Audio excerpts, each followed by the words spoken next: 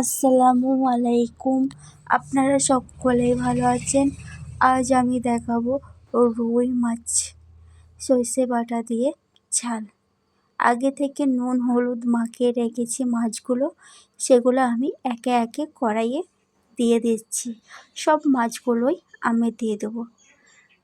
আমার কাছে যতটা পরিমাণ মাছ ছিল আমি ততটুকু পরিমাণ মাছ সব একেবারেই কড়াইয়ে দিয়ে দিয়েছি। এই রেসিপিটা যদি আপনাদের ভালো লেগে থাকে লাইক কমেন্ট শেয়ার করে দেবেন। এই রেসিপিটা দুপুরে ভাতে খেতে খুব ভালো লাগে, সুস্বাদু হয়ে থাকে। মাছগুলো আমি উল্টে দিয়েছি। মাছগুলো আমার ভাজা হয়ে গেছে প্রায়। এবার মাছগুলো আমি একটা পাত্রতে তুলে নিচ্ছি একে একে।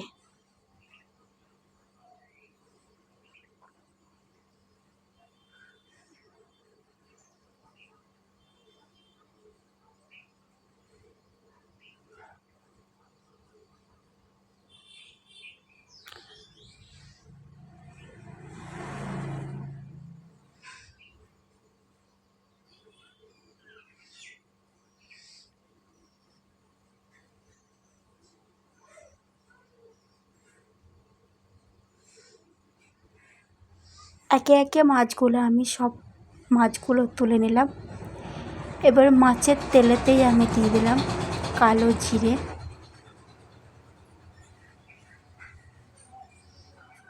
বেশি মশলা আমি অ্যাড করব না।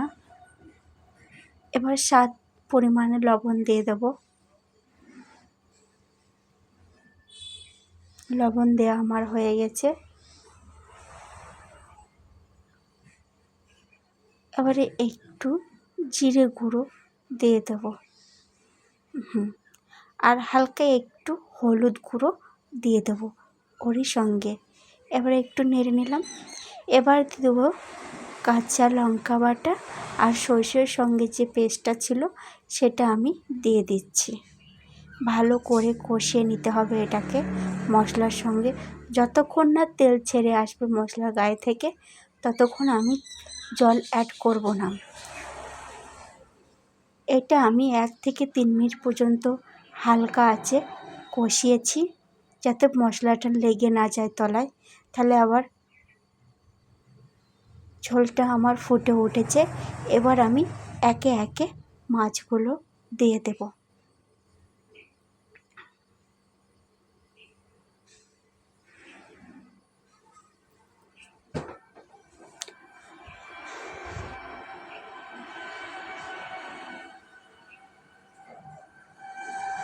মাছগুলো আমার সব দেওয়া হয়ে গেল।